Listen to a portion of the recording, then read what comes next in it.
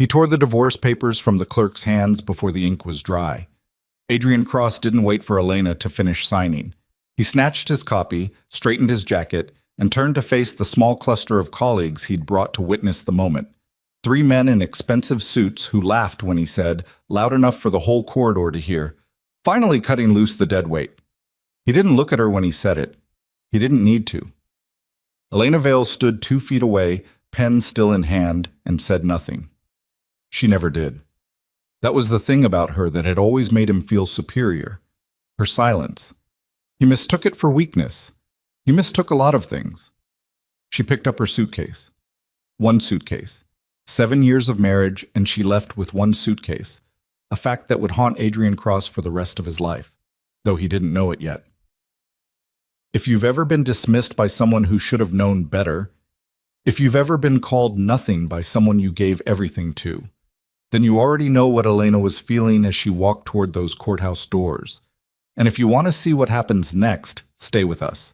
Subscribe to the channel, hit that like button, and drop your city and country in the comments. I want to see how far this story travels. Now let's go back to the moment everything changed. The courthouse steps were slick from an early morning rain that had stopped an hour before anyone arrived. The sky was the color of old pewter, flat and indifferent, the kind of morning that doesn't bother performing for anyone. Elena came down the steps slowly. Not dramatically. She wasn't the type. She came down the way someone comes down steps when they're paying attention to each one, because they're deciding something privately, something that doesn't need an audience. The suitcase rolled behind her, catching on a crack in the stone, and she tugged it free without breaking stride. Her coat was the same charcoal gray it had been the day she wore it to her mother's funeral, years ago. She'd never bought another one. Adrian had pointed that out once, in front of his friends, as evidence of her lack of imagination. She made it to the bottom step before she stopped. It wasn't a sound that stopped her exactly. It was the absence of one.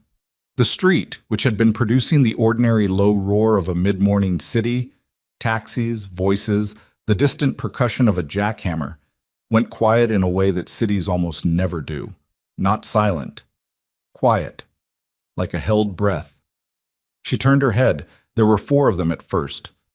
Matte black SUVs, the kind with reinforced frames and windows that didn't reflect light the way regular glass does. They came from the east end of the block, and they didn't hurry. They rolled to a stop at intervals, precise as a military formation, blocking the street in both directions without any apparent effort. The lead vehicle stopped directly in front of the courthouse steps. Traffic didn't honk. That was the thing that would stay with people who witnessed it.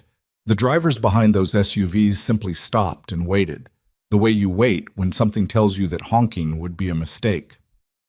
Car doors opened. The men who stepped out weren't large in the obvious way.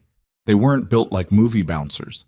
They were the other kind of dangerous, lean and still, wearing dark suits that fit them the way suits fit people who have spent their lives needing to move fast without warning. They positioned themselves along the sidewalk and the base of the courthouse steps without speaking to each other, without gesturing, as if they'd rehearsed this 1,000 times in locations just like this one. Adrian had come out behind Elena. He'd intended to say something else. He usually did. Some final remark that would cement the morning in his own favor. He was still composing it when he stopped on the 3rd step and looked at the street and felt the first cold thread of something he hadn't felt in a very long time. He felt small. The rear door of the lead SUV opened from inside. Damian Moretti was 61 years old and looked like someone had assembled him from material that didn't soften with age. He was not a tall man, 5'11" at most, but he occupied space differently than other men did, the way certain rooms feel smaller the moment a specific person enters them. His hair was silver white and cut close. His face was the kind that had been broken in at least 2 places and had healed without apology. He wore no tie. His suit was charcoal, the jacket open, and he moved with the unhurried deliberateness of a man who had never once in his adult life needed to rush toward anything. He looked at Elena, not the building, not Adrian, not the assembled lawyers and witnesses who had gathered instinctively at the top of the steps to watch. He looked at Elena the way you look at something you have been trying to find for a very long time, and the expression on his face was not triumphant. It was something older and quieter than triumph. He said, "It's time to come home." His voice carried without effort. That was the detail people would describe later when they tried to explain what they had seen. Not the cars, not the security operatives, not the blocked street. His voice. How it moved through the air and arrived without strain. Elena didn't answer immediately. She stood at the base of the steps with her suitcase and looked at him, and something shifted in her face. Not surprise, not exactly. More like the way a person's face changes when they hear a word in a language they thought they'd forgotten and find that they still know what it means. She said, "You're late." He almost smiled. "I know." She picked up her suitcase and walked toward the car. One of the security operatives moved to take it from her. She let him. She didn't look back at Adrian. She didn't look back at the courthouse, or the lawyers, or the 7 years she'd left on a piece of paper with her signature at the bottom. Adrian watched her get into the car. He watched Damian Moretti wait until she was inside before he turned his gaze, just briefly, just once, toward the courthouse steps. He didn't look at Adrian with contempt or anger or any of the emotions Adrian would have understood. He looked at him the way you look at a door left standing open in a house you've already left. Then he got in the car. The convoy pulled out in the same unhurried formation. Within 40 seconds, the street was clear. Traffic resumed. A taxi driver who had been stopped behind the last SUV pulled forward, and everything went back to its ordinary noise. Adrian stood on the courthouse steps with the divorce papers in his hand and understood, for the first time, that something had just happened. He did not yet understand what. His name had been in the right places for 6 years. Adrian Cross, VP of Strategic Acquisitions at Varon Holdings, profiled twice in industry publications, photographed at the kinds of dinners where the seating chart tells you more about power than anything said at the table. He was 43. He wore shirts that cost more than most people's car payments, and he had built his entire identity on the premise that he could read a room faster than anyone else in it. He had not read Elena Vale. They'd met at a company event. She was working as a contract analyst for a firm Varon Holdings was acquiring, quiet in meetings, accurate in her assessments, and completely uninterested in the social maneuvering that made Adrian feel alive. He'd been attracted to that indifference. He'd mistaken it, as people often do, for a challenge. She wasn't a challenge. She simply had her attention on other things. They married 18 months after they met. She wore a simple dress, she didn't want a large ceremony, and she spent most of their wedding reception talking to his grandmother, who everyone else avoided because she was 90 and tended to repeat herself. His colleagues thought Elena was dull. He'd agreed with them, privately, by the end of the 2nd year. By the 3rd year, he'd stopped including her in invitations. By the 5th, he'd stopped pretending he cared about her opinion. By the 7th, he'd built an entire scaffolding of contempt to hold up his own choices, and Elena had become the central structural element. If she was nothing, then his unhappiness wasn't his fault. She'd never argued. That was the thing he couldn't stand. Not passive-aggressively silent, not coldly silent. She simply didn't engage with cruelty. She'd answer a direct question. She'd have a conversation about things that mattered. But when he performed, when he went sharp and public and dismissive, she went somewhere inside herself and waited for it to be over, and he could never reach her there, and it maddened him in ways he wouldn't have admitted to anyone. The morning after the courthouse, his phone started ringing at 6:47. It was Marcus Webb, who managed Varon's institutional investor relationships, and he did not say good morning. "Adrian, I need you to tell me that what I'm seeing on my screen right now is a data error."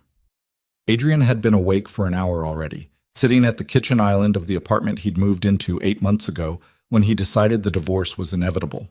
He had coffee. He had 3 newspapers he wasn't reading. He had the particular kind of wakefulness that comes not from rest, but from a night during which sleep simply failed to arrive. "What are you seeing?" he said.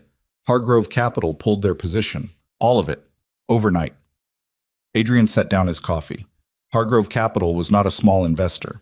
They were not, in fact, the kind of institutional partner who pulled positions without extended notice, contractual negotiation, and the kind of documented rationale that took months to produce. That's not possible. I have the confirmation email in front of me. Send it. It arrived in 30 seconds. He read it twice. It was terse in a way that formal communications almost never are. 3 sentences, signed by Hargrove's managing director, no explanation beyond strategic reallocation of capital resources. No warmth, no forward-looking language, none of the softening that people use when they want to preserve a relationship while ending a specific arrangement. They didn't want to preserve the relationship. Adrian called his contact at Hargrove, a man named Paul Garrett, who had been his primary liaison for 4 years and had, as recently as 3 weeks ago, taken him to dinner and discussed expansion plans. The call went to voicemail. He called again. Voicemail. He sent a text. Nothing came back. By 9 in the morning, 2 more partners had sent variations of the same message. By 11, the head of Varon Holdings board had called to ask what Adrian knew about the Hargrove situation, in the tone people use when they believe you know more than you're saying. He knew nothing. That was the honest answer, and it was not an answer he was accustomed to giving. He spent the afternoon on the phone, working backward from what he had. The timeline, the precise language of the withdrawal emails, the fact that every door he tried to open that day was already closed before he knocked. He was good at pattern recognition. It was genuinely the skill that had gotten him as far as he'd gotten. And the pattern he was looking at had a single characteristic that none of his ordinary business problems ever had. It was too clean. Business relationships didn't collapse like this. People didn't coordinate silence this precisely unless they were coordinating, unless someone had reached all of them in the same window and communicated something that made them move together. That required not just influence, but a specific kind of influence, the kind that people respond to not out of incentive, but out of something more immediate and less comfortable. He sat in his apartment at 7 that evening with a glass of whiskey he wasn't drinking, and thought about a man standing at the door of an armored car saying, "It's time to come home."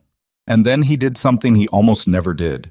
He called his attorney, not the divorce attorney, his actual attorney, the one he kept on retainer for the kind of problems that didn't have a standard form, and said, "I need everything you can find on a man named Damian Moretti." The pause on the other end of the line was brief, but it was there. "Adrian," his attorney said, "how much do you actually know about your ex-wife?" That's it. The name Moretti appeared in 3 kinds of documents. Law enforcement records, mostly federal, mostly heavily redacted, mostly inconclusive. Financial filings, an architecture of holding companies and international entities that was technically legal in the way that a building constructed at the precise tolerance edge of the code is technically sound. And then a third category, news archives, social records, the texture of a reputation built over 3 decades in the spaces where government authority and criminal authority negotiate the boundaries between them. Damian Moretti had been born in the industrial port district of a mid-sized American city, the 3rd son of a man who had died violently when Damian was 11. He had entered the family's organizational structure in his late teens and had by his early 30s become its undisputed head, following 2 years during which 3 of the previous leadership had died under circumstances that investigators documented meticulously and prosecutors never touched. He was not on any current indictment. He had not been tried for anything in 19 years. He gave money to a children's hospital and a literacy foundation, both of which were named after his mother. He was known, in the circles where his name was known at all, as someone who kept his word with a consistency that made written agreements redundant and whose definition of a debt, both owed and owing, was extensive and precise. Adrian's attorney read him portions of this over the phone. He did not read them casually. "There's something else," he said. "Say it." "There are records, partial, but consistent, indicating that Moretti spent approximately 14 years looking for a woman. A young woman, originally, then presumably older as the years passed. The records get thin around the details, but the effort was significant. Real resources, over a long period." Adrian's hand tightened on the phone. "She went by different names in the records," his attorney said. "The earliest reference I can find uses the name Elena." The whiskey glass was on the counter. Adrian looked at it. "She never talked about her family," he said, mostly to himself. "Her parents were dead," she said. "No siblings. She grew up moving around. I never—" He stopped. He was remembering now specific moments with the particular clarity that comes only in retrospect, when you realize that the information was always there and you simply never asked the right questions because you weren't interested in the answers. Elena deflecting certain topics, not with lies, but with brevity. Elena, twice in 7 years, going very still at a sound she couldn't immediately identify. The particular stillness of someone whose nervous system had learned something that her conscious mind had been allowed to forget. Elena keeping her phone locked in a way he'd found paranoid and had mocked her for. He'd mocked her for it. "Adrian," his attorney said carefully, "I think you need to understand something about the category of person you may have been casually dismissing in a courthouse corridor this morning." Adrian Cross, who had spent his entire adult life being the smartest reader of every room he entered, sat in his apartment and understood, with the specific nauseating clarity of a man whose self-image is revising itself in real time, that he had looked at something extraordinary for 7 years and seen only what he wanted to see. Outside, the city went about its evening. Somewhere in it, in a residence that would not appear in any public record, Elena Vale was in a room she had not been in since she was 7 years old, and the man who had spent half his life searching for her was sitting across from her, and neither of them was saying very much, because there was too much to say, and they were both people who understood that some things could not be rushed. Adrian didn't know any of that. What he knew was the pattern in front of him, and the pattern said that he had walked into something he didn't understand, and that the consequences were only beginning, and that the woman he had publicly called dead weight on the steps of a courthouse that morning was connected to something so far outside his experience that he didn't yet have the vocabulary for it. He picked up the whiskey glass and set it down without drinking. His phone rang. Unknown number. He stared at it for 3 rings before he answered. Silence on the other end, then breathing, then a voice he didn't recognize, low and without effect, that said exactly 6 words before the line went dead. "You don't know what you lost." The call ended. Adrian sat in the silence of his apartment and felt, for the first time in longer than he could remember, genuinely afraid. Not of the man in the black convoy, not of the collapsing business relationships, not of any specific and nameable threat. He was afraid because he was starting to understand that the story he'd been living in was not the story he thought it was, and that the version where he was the protagonist, the rising executive, the man of discernment, the one who knew how to read a room, was a story that had just ended. Whatever came next was something else entirely. He just didn't know whose story it was yet. The call lasted 6 seconds and left nothing to trace. Adrian sat with the dead phone in his hand for a long time after, not moving, not thinking in any organized way, just sitting with the specific weight of a sentence that had been aimed at him with precision and then withdrawn before he could respond to it. That was deliberate. He understood deliberate. He set the phone face down on the counter, got up, went to the window, and looked at the street below. Normal evening, people walking, a couple arguing quietly outside a restaurant, a delivery driver double-parked with his hazards on. Nothing looking back at him, nothing he could see. That was the point, probably. He turned around and looked at his apartment, the clean lines, the expensive objects arranged with the deliberateness of a man who curated his own life the way other people curate public profiles. And for the first time in the 6 years he'd been building this version of himself, the room looked hollow. Not comfortable, not impressive. Hollow, like a stage set for a performance that no one had come to watch. He picked the phone back up and called his attorney again. "I need a name," he said when the call connected. "Someone who can tell me what I'm actually dealing with, not publicly sourced. Someone who knows how these organizations operate from the inside." Another pause. His attorney was a careful man. That was why Adrian kept him. "That's a different kind of conversation than the one we usually have." "I know what kind of conversation it is. Give me until morning." Adrian hung up. He didn't sleep. He sat at the kitchen island with the newspapers he still wasn't reading and waited for morning the way you wait in a hospital. Not with patience, but with the grim arithmetic of someone counting the hours, because counting is the only available action. The house where Elena woke up the next morning was not what she expected, which was itself something she hadn't expected. She'd spent so many years not expecting anything that the sensation of being surprised by her own assumptions felt strange and almost pleasant, like a muscle she'd forgotten she had. It was a large house, not a compound in the way she'd feared, not a fortress, not the architectural expression of violence and power that she'd been bracing for during the car ride. It was old and well-maintained and sat behind mature trees on a property that felt, from the inside, more like something inherited than something constructed. The furniture was heavy and real.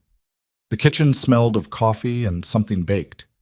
A woman she didn't know had knocked on her door at 7 and left a tray without being asked.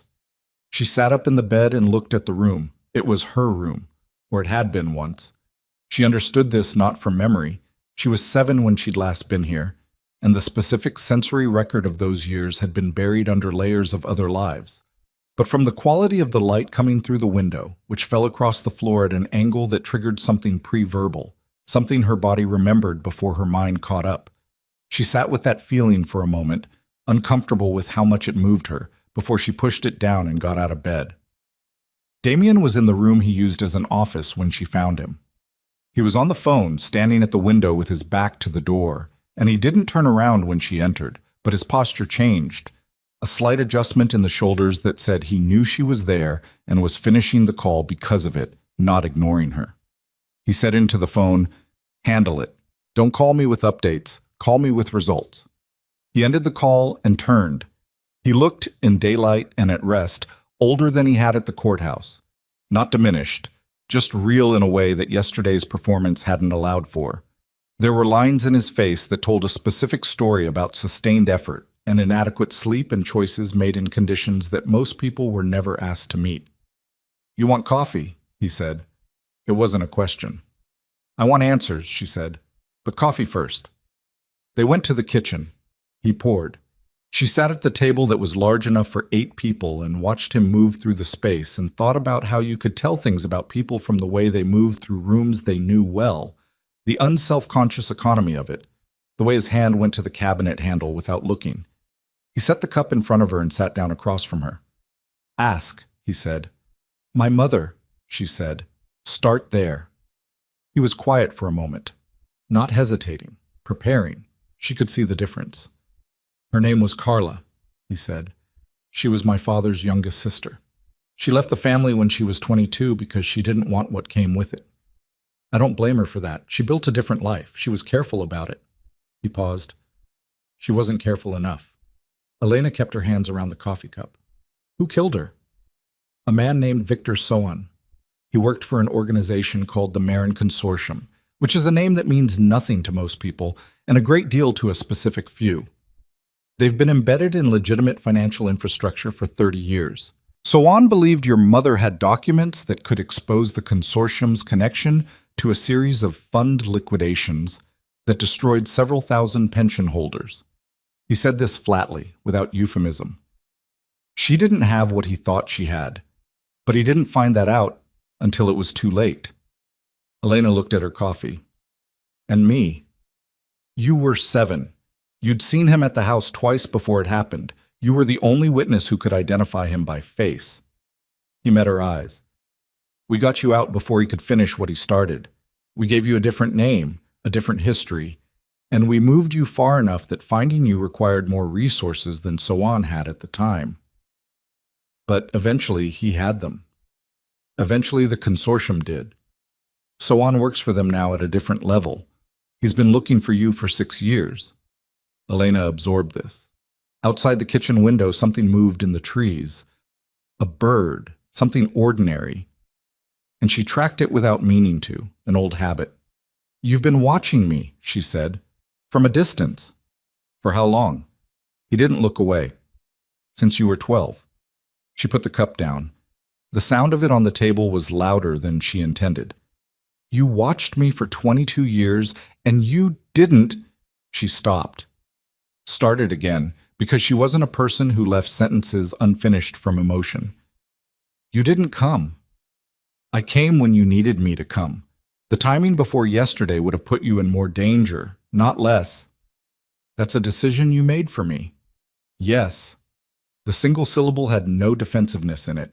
He said it the way someone says yes when they've already examined the choice from every angle and arrived at the same conclusion every time and aren't going to pretend otherwise. She hated that it was honest. It would have been easier if he'd tried to justify it.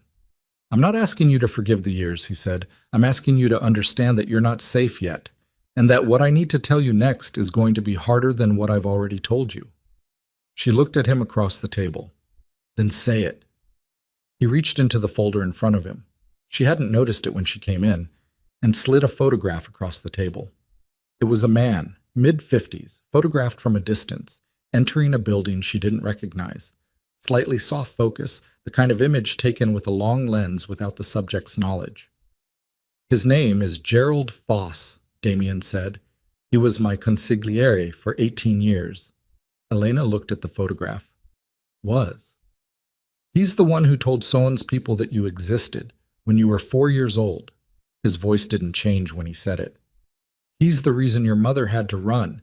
He's the reason she wasn't fast enough. The kitchen was very quiet. He's still in the organization, Elena said.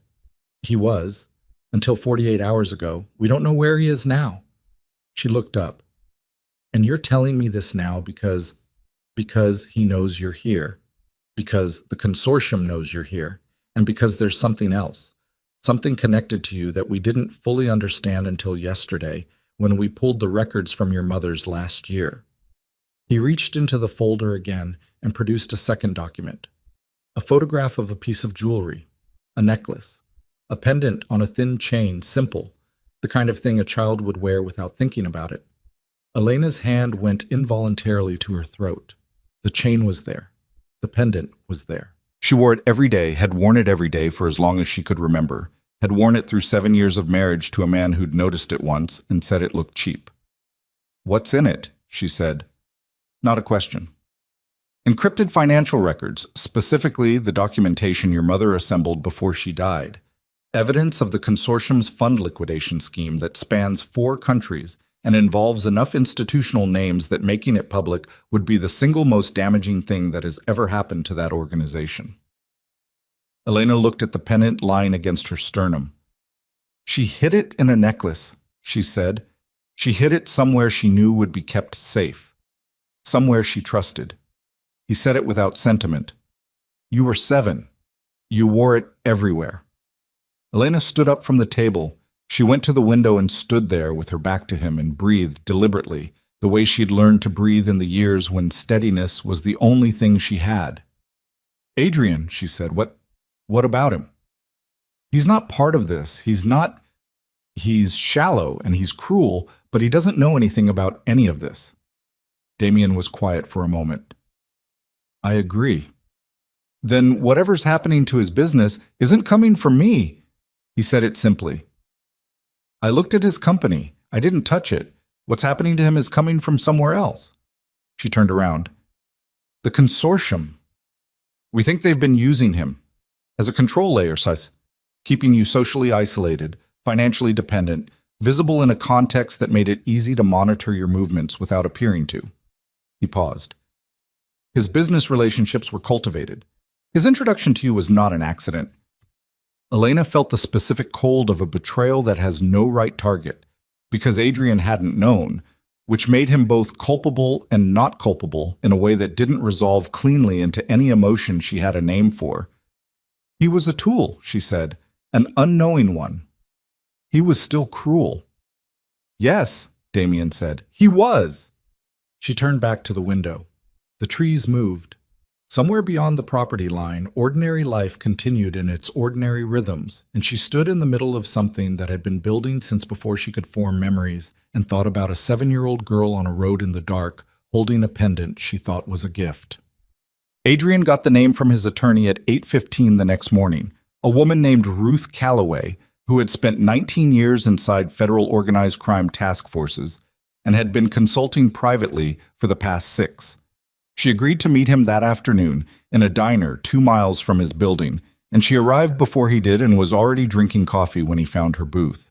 She was in her late 50s, unremarkable in the way that people are unremarkable when they've deliberately chosen it, and she looked at him when he sat down with the flat, calibrated attention of someone who read people professionally and was not impressed easily. You want to know about Damien Moretti, she said. I want to know what I'm in the middle of, he said. That's a smarter question. She wrapped her hands around her cup. What do you know already? He told her. He was precise and efficient about it. He was good at briefings. She listened without interrupting, and when he finished, she was quiet for a moment in the way that meant she was organizing what to say rather than deciding whether to say it. The Marin Consortium, she said. Do you know that name? No. You will, if you stay in this. She looked at him levelly. They have a financial services entity inside 3 of the investment groups that just pulled your funding. They didn't pull because of Moretti.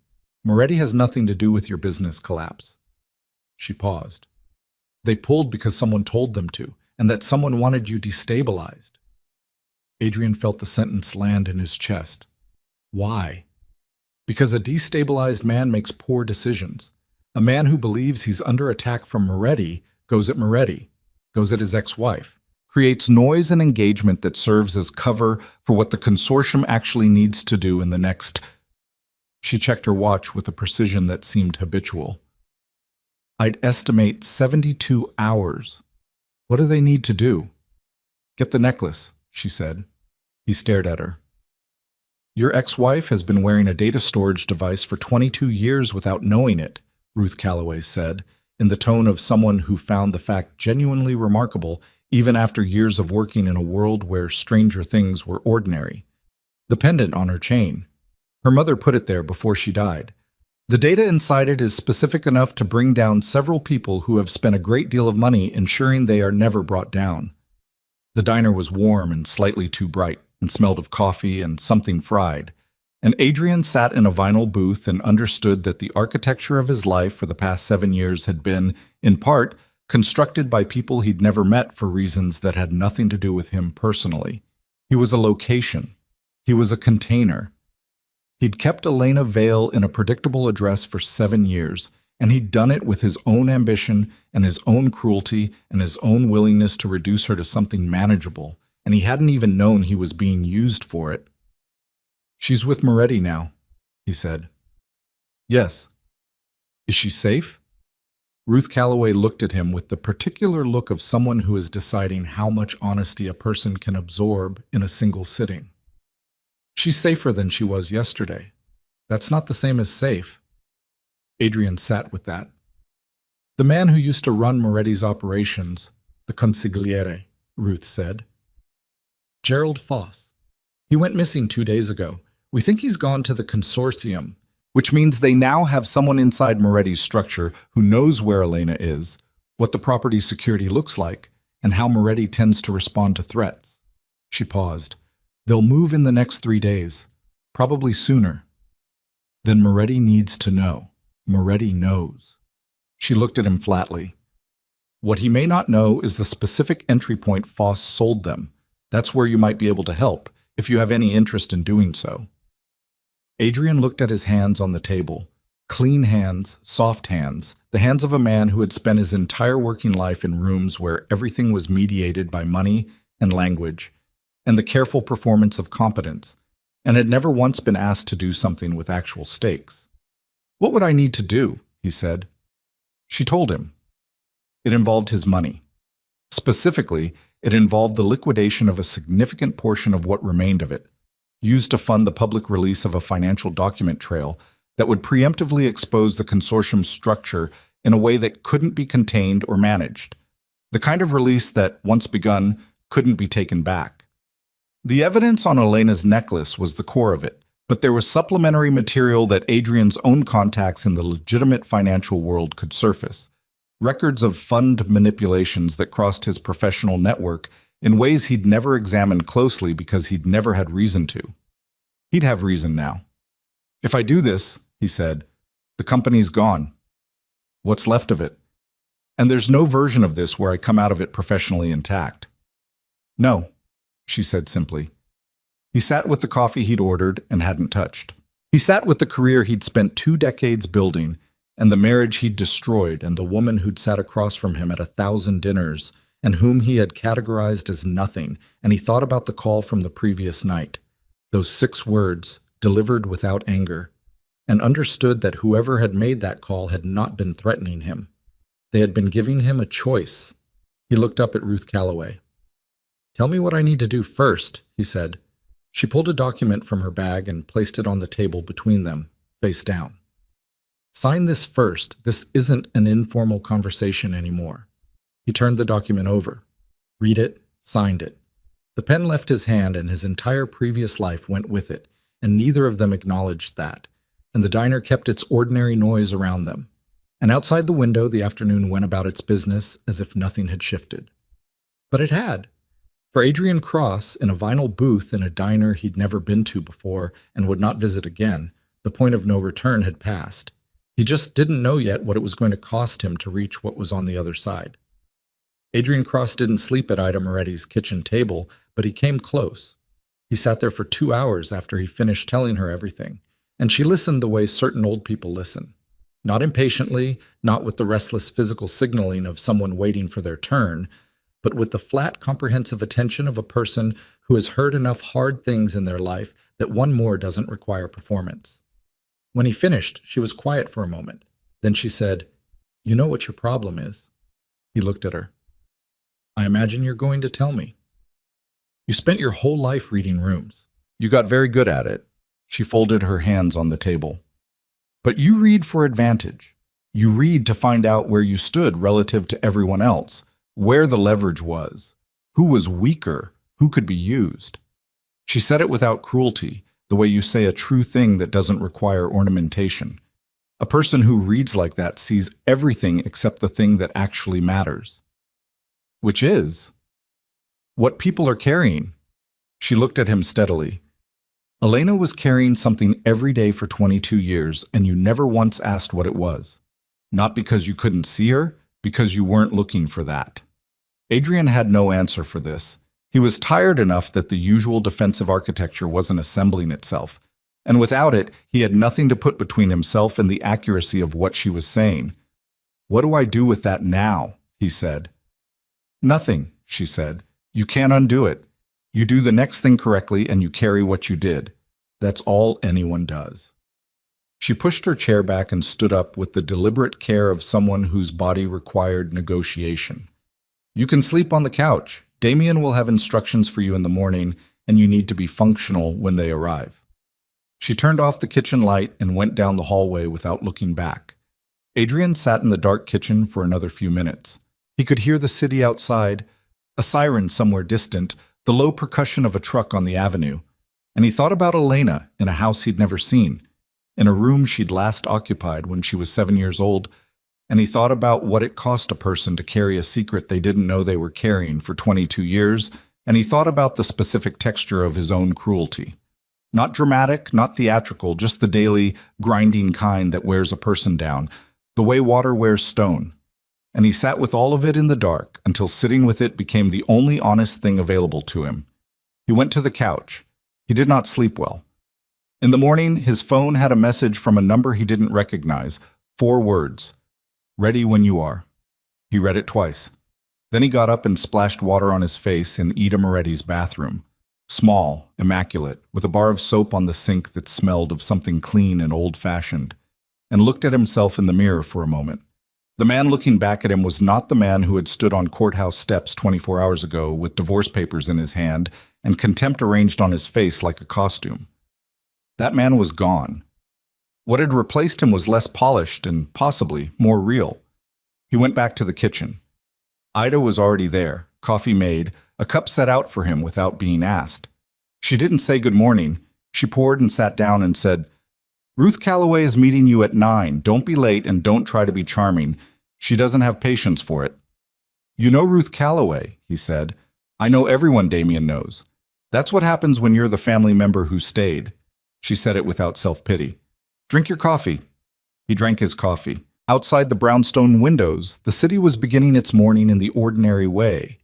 The particular quality of early light on old brick, the sound of a delivery truck, someone's voice carrying from the street below. And he sat in the kitchen of a woman he'd met 9 hours ago and felt, for the first time in longer than he could reconstruct, that he was in exactly the right place, even though the right place was uncomfortable and unfamiliar and cost him something just to remain in.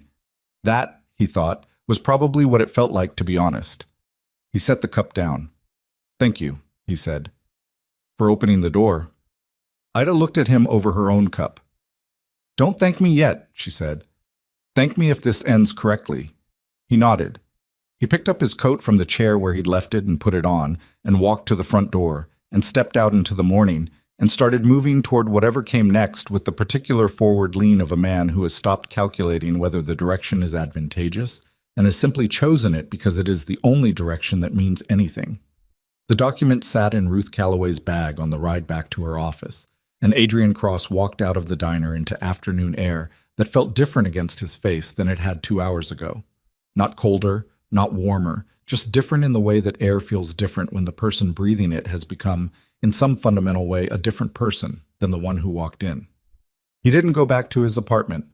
He went to his office, which he still had access to for another 30 days per the severance terms his board had gently but clearly begun constructing, and he sat at his desk and began pulling files, not company files. His personal contact archive, the network he'd built across 15 years of strategic relationship management, the names and numbers of people in institutional finance who owed him small favors or large ones, people who had reason to be concerned about the consortium's embedded interests in their own organizations, and who might, if approached correctly and with the right documentation, be willing to surface what they knew.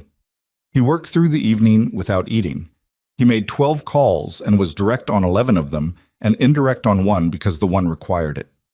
By 9 o'clock, he had 3 commitments and 2 maybes and a clearer picture of how deeply the consortium's financial fingerprints ran through the legitimate investment landscape, deeper than even Ruth had indicated, which meant either her information was incomplete or she'd given him the conservative version to avoid shocking him into paralysis. He was beginning to suspect the latter. At 9:40, his phone lit up with a number he didn't recognize. He answered it because he was answering everything now. Mr. Cross? The voice was male, measured, with the faint trace of an accent he couldn't place, somewhere mid-European, flattened by years of deliberate neutrality. My name isn't important. What's important is that you stopped making calls about 20 minutes ago, which tells me you reached the edge of what your personal network can tell you. I can take you further. Adrian's hand tightened on the phone. Who are you? Someone who has been inside the consortium's financial architecture for 4 years. Someone who has been looking for a reason to exit that doesn't end with him in a cargo container. A pause. The document you signed this afternoon is the reason. Adrian went still. How do you know about that? Because Ruth Calloway told me. She's been building toward this for 2 years. You're the piece she needed that she didn't have. Legitimate access to financial networks that sit adjacent to the consortium's structure without being inside it. Someone who can move in those rooms without triggering the security response that any of her existing contacts would produce. Another pause, shorter. My name for now is Thomas. I need to meet you in person, tonight. Adrian looked at his desk, the files open in front of him. The life he was in the process of dismantling with both hands. Where? He said. Thomas turned out to be a thin man in his late 40s with the particular physical economy of someone who had spent years being careful about how much space he occupied. He was already at the location, a parking structure 3 blocks from Adrian's building, level 4, the northeast corner, when Adrian arrived, standing in the shadow between 2 concrete pillars with his hands in his coat pockets and his back against the wall in the way of someone who did not like having his back to open space. He looked at Adrian for a moment before he spoke, the way people look when they're taking a final reading. You understand that what I'm about to give you makes you a target, Thomas said. Not hypothetically. I signed a document this afternoon that made me a target, Adrian said. Keep going. Thomas reached into his coat and produced a drive, small, matte gray, the kind of thing that looked entirely unremarkable. This is 2 years of internal consortium financial transfers, shell structures, beneficiary chains, the specific instruments they use to move capital between the criminal layer and the legitimate one. He held it without offering it yet. The encryption on Elena Vale's pendant covers the historical record, the original fraud, the fund liquidations, the murders that protected it. This covers the current operation. Together, they make a case that no amount of legal maneuvering can contain. Adrian looked at the drive. Why didn't you give this to Calloway? I did. She has a copy, but the consortium has a source inside 2 of the federal task forces she works with, which means anything she submits through official channels gets flagged before it can be acted on. Thomas's voice was even and factual, the voice of someone reporting rather than persuading. The release has to be simultaneous, public, and broad enough that suppression isn't possible. Financial press, independent journalists, 3 specific regulatory bodies in 2 countries, all at the same moment, which requires coordination that Calloway can manage but not fund. And I can fund it, Adrian said. You have approximately 6 days before your remaining liquid assets are frozen by the board action your CFO filed this morning. Adrian absorbed this without reaction, which took effort. His CFO had filed a board action. His CFO, who had been with him for 4 years, who had been in the room when Adrian described the shape of the company he was trying to build, who had a photograph of his kids on his desk. How far in are they? Adrian said. Your CFO has been a consortium placement for 3 years. Your lead institutional liaison, the one who managed the Hargrove relationship, 18 months. Thomas paused. Your executive assistant was not. She is clean. I mention this because she has also been documenting internal communications for the past 6 months and doesn't know what to do with what she has. Sandra, Adrian said, mostly to himself. She noticed the pattern in the investor calls before you did. She didn't tell you because she thought you were part of it. Adrian stood in the parking structure and breathed the cold concrete air and thought about Sandra Chen, who had worked for him for 3 years and made excellent coffee and ran his calendar with the precision of a military operation and had apparently been sitting on a private investigation while he'd been busy performing the role of corporate visionary. He almost laughed. He didn't. The drive, he said. Thomas held it out. Adrian took it. One more thing, Thomas said. Gerald Foss, Moretti's former consigliere. He didn't just sell Elena's location. He sold Moretti's security architecture. The property where she's staying has a vulnerability in its northeast perimeter that Foss knew about because he helped design it 12 years ago. He looked at Adrian steadily. The consortium's extraction team is already in the city. They won't wait for your financial release. They're going to move on the property within the next 36 hours. Adrian pocketed the drive. Moretti needs to know. Moretti's communications are being monitored. Any direct contact from you goes through channels that are compromised. Thomas pushed off the wall. Which means you need to find a way to reach him that doesn't go through any channel he currently uses. He walked toward the stairwell. At the door he stopped without turning around. Ruth Calloway will have the rest of the instructions in the morning. Don't be late. He pushed through the door and was gone, his footsteps descending the concrete stairs in a diminishing rhythm until there was nothing left but the low hum of the structure and the distant noise of the city outside. Adrian stood alone on level 4 with the data drive in his pocket, and 36 hours before someone tried to take Elena, and understood with complete clarity that he had no idea how to do any of what was required next. He also understood with equal clarity that he was going to do it anyway. He reached Damien Moretti through his grandmother. This required explanation. Adrian's grandmother, 91, sharp, and possessed of a social history that Adrian had never thought to examine closely, had known a woman named Ida Moretti for 50 years, through a charitable foundation they'd both served on, and through the specific social adhesive of women who outlived most of their contemporaries, and form bonds that don't require justification. Ida Moretti was Damien's aunt, his father's sister.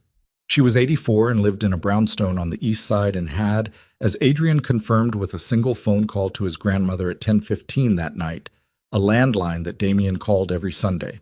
He didn't call the landline. He showed up at the brownstone at 11 in the evening and rang the bell and waited. And after a long pause, the intercom clicked and Ida Moretti's voice came through with the particular unimpressed clarity of a woman who had opened her door to difficult men for 8 decades. "What do you want?" she said. "My name is Adrian Cross. I was married to Elena Vale. I need to reach Damien, and I can't use any channel he currently uses." Silence. Then, "You're the one who called her dead weight." He closed his eyes briefly. "Yes." "And you're here at 11 at night." "Yes." Another silence, longer. Then the door buzzed open. She met him in the hallway, Chet. Small, straight-backed, with white hair and dark eyes that were doing the same kind of reading on him that Ruth Calloway's had done that afternoon, though with 40 more years of data to compare him against. She looked at him for a moment that felt considerably longer than it was. "You're scared," she said. "I have information that could get Elena killed if it doesn't reach Damien in the next few hours." "Yes, I'm scared." She stepped aside. "Kitchen," she said. "You don't get the sitting room." He followed her to the kitchen. She didn't offer him anything. She picked up the phone on the wall, an actual wall phone, corded, the kind that hadn't been manufactured in 20 years, and dialed from memory and waited, standing with her back straight and her free hand flat on the counter. "It's Ida," she said when it connected. "I have someone in my kitchen. He says he needs 30 seconds and that Elena's life depends on it. I believe him because he looks terrible." She paused, listening. Then she held the phone out to Adrian. He took it. He said, "The northeast perimeter. Foss gave them the northeast perimeter. 36 hours. He waited, heard nothing, said, "That's everything I have right now." He handed the phone back. Ida listened for another moment, said, "I know," to whatever was said on the other end, and hung up. She turned to look at him. "Sit down," she said. "You're going to tell me everything, and then you're going to do whatever he tells you to do tomorrow morning. And if anything happens to that girl because of how you treated her, I want you to know that I will be very old and very angry for a very long time." Adrian sat down. He told her everything.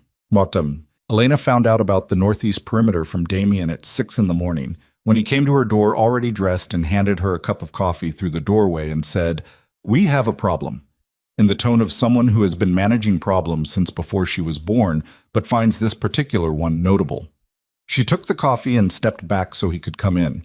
He told her about Foss, about the perimeter vulnerability, about the fact that the consortium's team was in the city, which his people had confirmed through 3 independent sources over the previous 2 hours.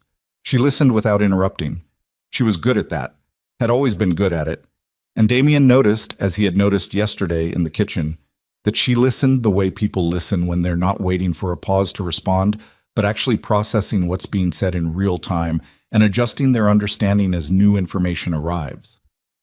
"You need to move me," she said when he finished. "We need to move you to a position where being found is an advantage rather than a liability." He said it carefully. "Running doesn't end this. They'll find another location. We need to be somewhere we choose, in conditions we control, when they arrive." She looked at him over the coffee cup. "You want to let them come." "I want to be ready when they do." She thought about this. "The necklace is what they want." Yes. She reached up and touched the pendant. 22 years of wearing it without knowing what it meant, and now knowing changed the weight of it. It felt heavier, though it hadn't changed physically, the way objects become heavier when you understand what they carry. "If I give them the necklace," she said, "they won't stop. The data is evidence of crimes that implicate people who will spend whatever they need to spend to ensure it never surfaces. Getting the necklace isn't the end of what they want from you." He said it without softening. "You understand what I'm telling you." She did. She set the coffee cup down on the nightstand.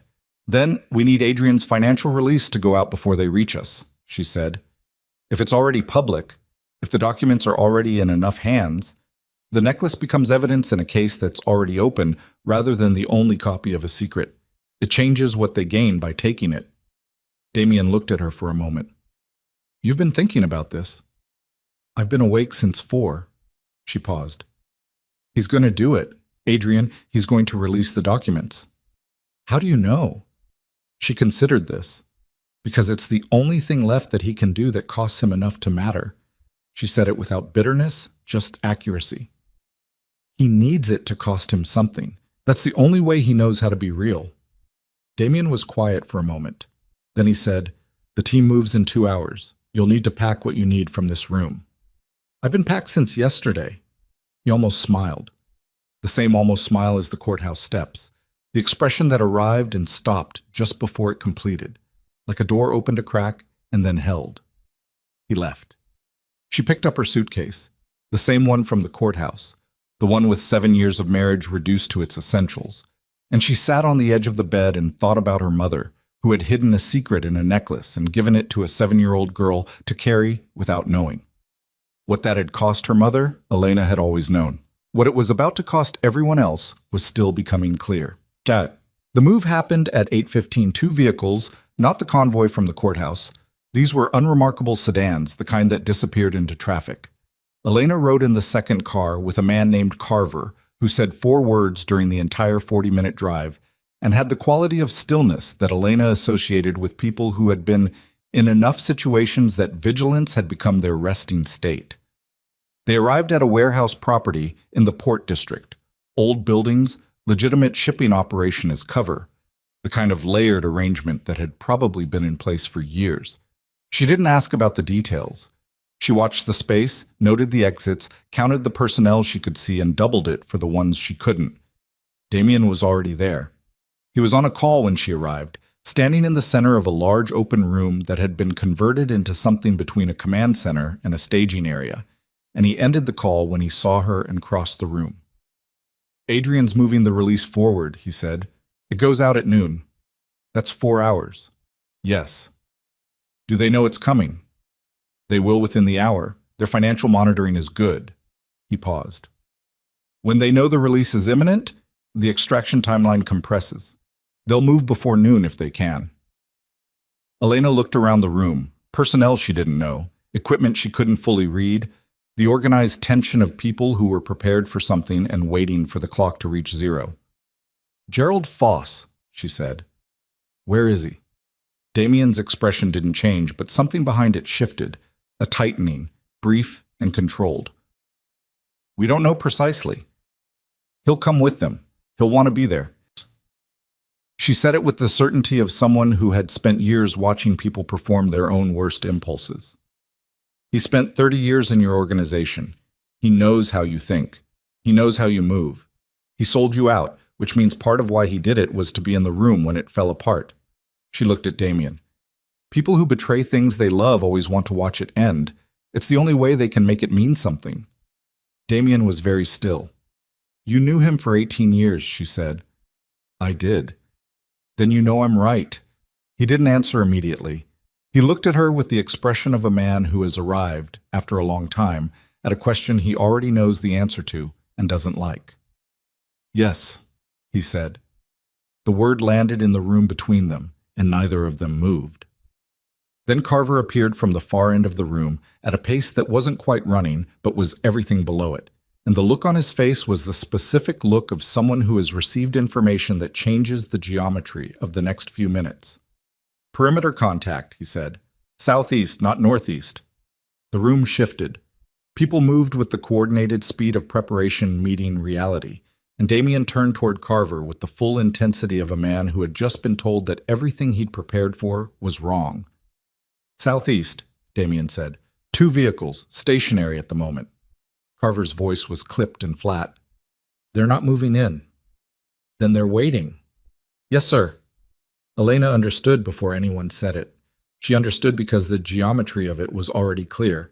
Southeast entry compromised meant the intelligence Damien had received about the northeast perimeter wasn't a vulnerability accidentally disclosed by Foss. It was a deliberate misdirection. Not Foss selling Damien out.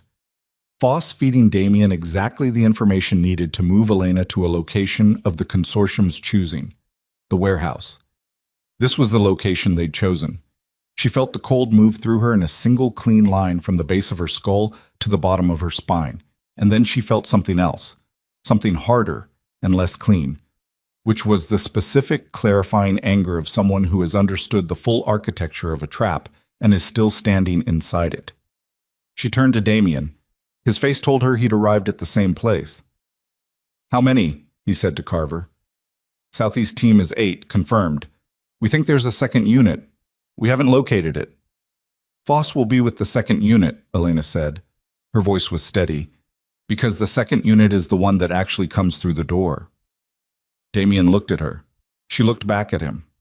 Outside, somewhere in the Port District morning, the consortium's people were sitting in their vehicles and watching the clock move toward a moment they had constructed with considerable care over a considerable amount of time.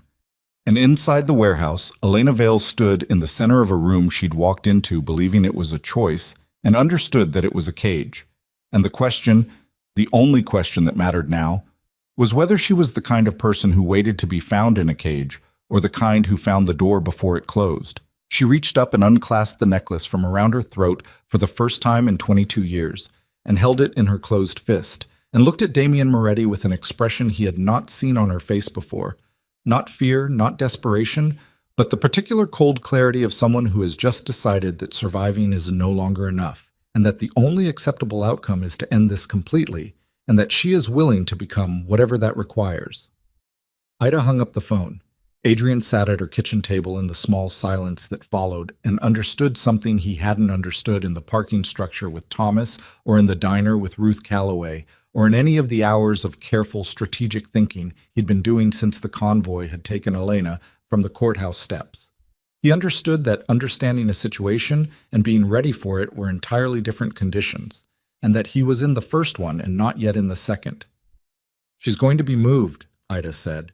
She was at the counter, her back to him, and her voice was level in the way that people's voices are level when they've been managing bad news for so many years that the management has become involuntary. Damien is taking her somewhere they control, which means they know the house is compromised. Foss told them about the house. Foss told them everything he knew about everything. She turned around. Her face was composed. He worked for Damien's father before he worked for Damien. He was there for the years I was there.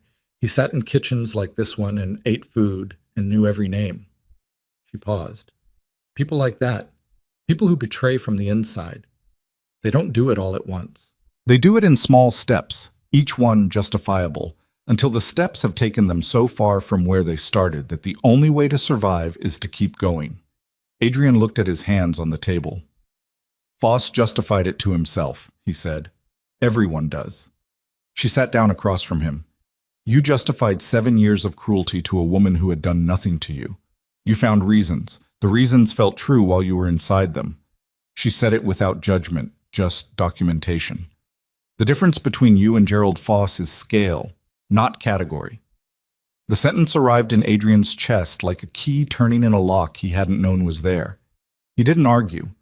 He sat with it the way you sit with true things, uncomfortably, without the option of putting them down. What do I do in the morning? He said. Not about strategy, about the first hour, the first action, the smallest possible unit of what came next. Ruth will tell you the specifics. What I'm telling you, Ida folded her hands on the table, is that the money is the easy part. Signing a document and writing a number is the easy part. The hard part is that after this is over, however it ends, you have to figure out how to be a person who deserved to be in the middle of it. She looked at him steadily. That takes longer, and nobody helps you with that part. Adrian nodded. He sat with that too. Outside, the night had settled into its quiet hours, and somewhere in the city, Elena Vale was in a house she'd last known when she was 7, and the pendant on her necklace held the evidence of a crime that had taken her mother, and tomorrow everything was going to move very fast and he was going to have to be ready.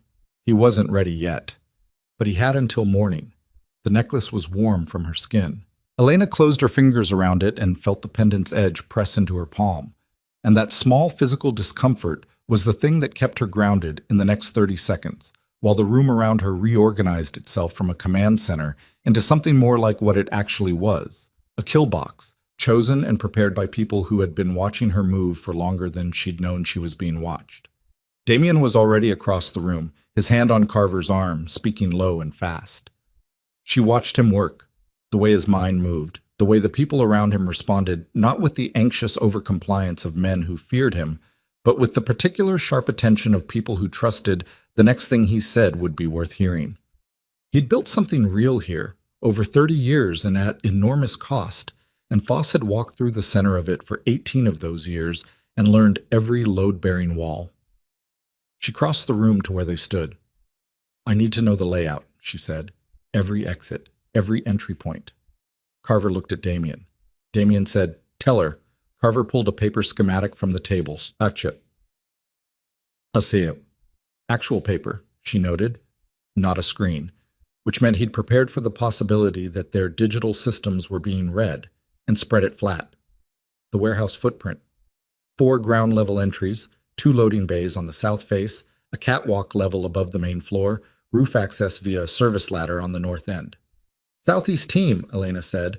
8 confirmed. Stationary. Still stationary, Carver said. He had an earpiece in his left ear and was getting continuous feed. The second unit, we've picked up a vehicle on the north access road, moving slow. North. Service ladder, roof access. They're not coming through a door, she said. Foss knows you'd have the ground entries covered. He comes down from the roof, opens the south loading bays from inside, and the southeast team moves when the bays open. She looked at the schematic. How long to get someone to the roof access ladder? We have 2 men on the north side, Carver said. Pull them back. Both men looked at her. If they're on the ladder, when Foss's unit comes down the north access road, they get taken out quietly, and Foss walks into a building he thinks is compromised from the inside. She put her finger on the schematic, on the point where the service ladder met the roof hatch. Leave the ladder open. Let them think they've come in undetected.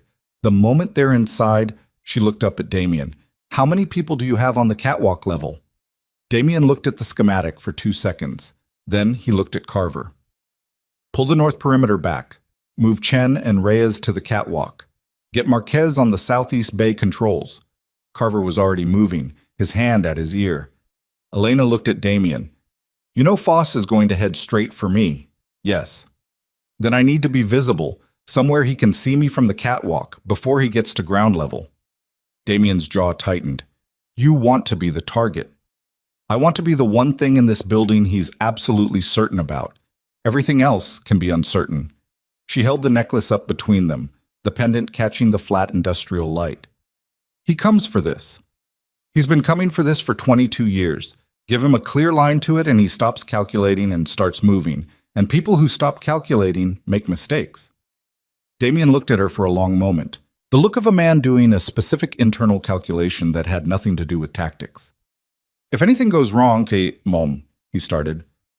Then something goes wrong, she said. Let's go. What? They put her in the center of the main floor, at a work table that had been cleared and repositioned so it was visible from the catwalk above and from both loading bay doors. She sat on a stool with the necklace on the table in front of her. Not wearing it, not hiding it, just there in plain sight. And the deliberateness of that tableau was something she understood Foss would read the moment he saw it. He would know it was a setup, but he would also be unable to stop himself from coming for it. That was the bet. And she was betting it on 22 years of watching people choose badly when the thing they wanted was close enough to touch. She sat and breathed. The warehouse was quiet in a way that warehouses aren't quiet when they're empty.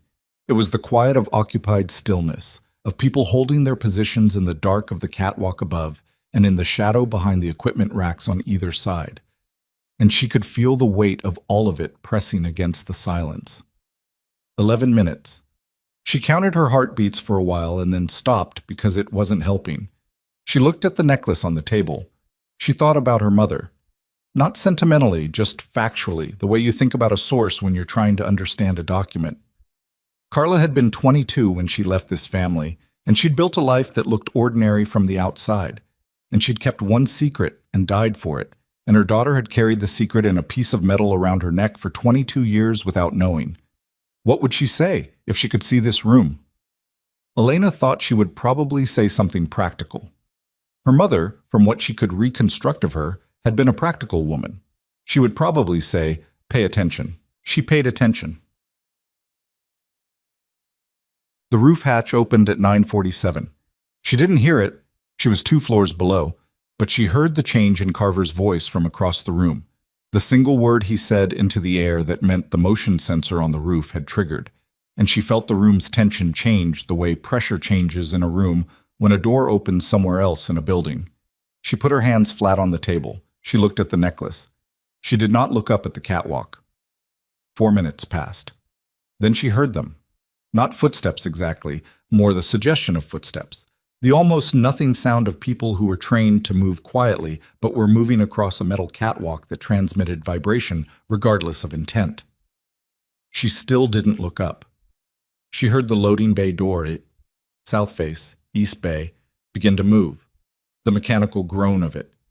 Then the percussive sound of the southeast team moving in, 8 people entering with the coordinated speed of a group that had been waiting for exactly this signal, and the warehouse went from almost silent to full of movement in a single second. The lights went out. Not all of them. The emergency strips along the floor edges stayed lit. throwing the space into a low red-orange that was enough to move by and not enough to shoot accurately by. That was intentional. That was Damien's people pulling the main grid on a prearranged signal. Elena did not move from the stool. She heard, in the dark and the noise, a voice she didn't know shouting commands in the direction of the loading bay. She heard the catwalk team engage, the sounds of it, physical and close, the specific ugly sounds of people fighting in confined spaces without room for anything clean or controlled. She heard someone hit the catwalk railing hard enough that the whole structure rang. She kept her eyes on the table. She felt him before she saw him. The specific change in air pressure that means someone is close and moving deliberately, not the random movement of a chaotic room, but targeted, directional, aimed at exactly where she was sitting.